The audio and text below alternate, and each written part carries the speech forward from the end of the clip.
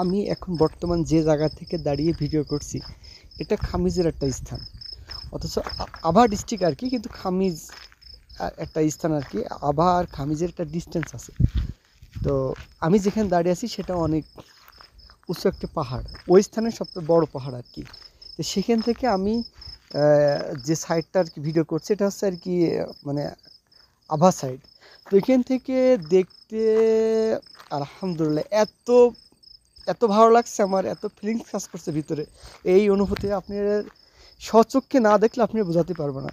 আমার ক্যামেরার মানে কি বলবো, মানে ক্যামেরার এটা এত মানে নাই, দূরের হয়তো সিনারি অতটা হয়তো ক্যাপচার করতে পারিনি।